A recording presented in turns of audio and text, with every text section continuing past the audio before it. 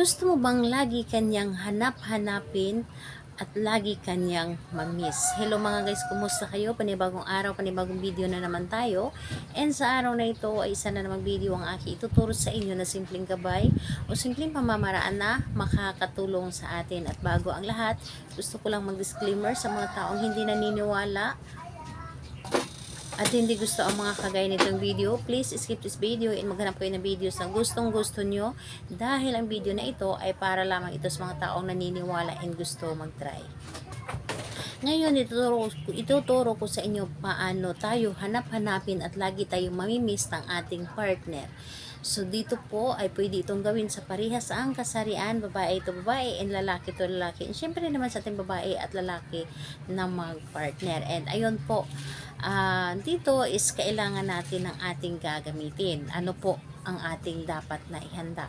Kailangan mo lamang dito maghanda ng isang maliit na piraso papel. Maliit lamang. And kailangan din natin dito ng panulat. Kailangan din natin dito ng inyong pabango.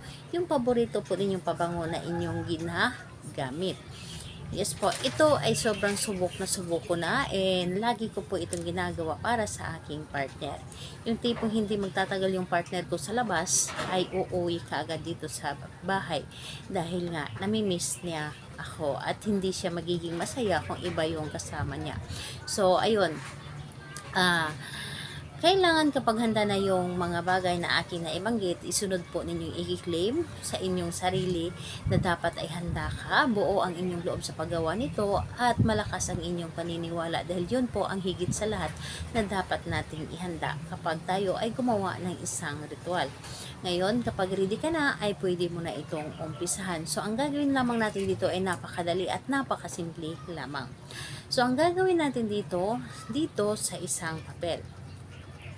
Sa isang papel, isulat natin dito sa itaas yung pangalan at apelyido ni target. So, isulat mo dito kung ano yung pangalan niya at apelyido. And dito sa ibaba, isulat po ninyo dito ay mamimiss mo ako at lagi mo akong hanap-hanapin. Dito po sa ibaba ha. Isang bisis mo lamang pangalan, apelyido. Sa ibaba, mamimiss mo ako at lagi mo akong hanap-hanapin. And dito po sa ibaba, ispirmahan po ninyo. Hindi mo na kailangan ng inyong pangalan. Pirma lamang. So, ayun po, kapag napirmahan mo na ito, kunin mo ito or kunin mo ang inyong paboritong pabango na inyong ginagamit. And dapat po, yung pabango na yun ay sa iyo. Hindi mo dapat ito hiniram sa iba. Yung sarili mo itong gamit. Isprayhan mo ito ng isang spray lamang. Isang spray lamang at kapag na-sprayhan mo na ito, ang gagawin po ninyo dito sa iyong pulso ay ipapahid mo lamang ang papel. Ipapahid mo lamang ang papel para mas mabigyan mo pa ito ng energy. So, ipapahid mo lamang ang papel na mga ilang segundo. And pagkatapos nun, itong papel na ito ay ilalagay or itupi mo lamang ito ng isang bises na papunta po dapat sa inyo.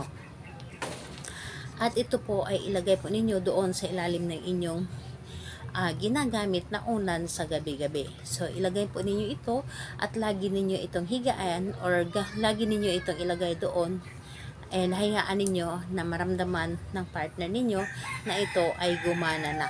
So, kailan ito pwedeng gawin? Ito ay napakaganda dahil kahit anong araw at oras, pwedeng mo itong gawin sa kanya. Basta think positive ka lamang at buo ang inyong loob sa paggawa nito, ito ay gagana para sa kanya. So, ayun po, salamat po sa inyo. Bye bye everyone. God bless us.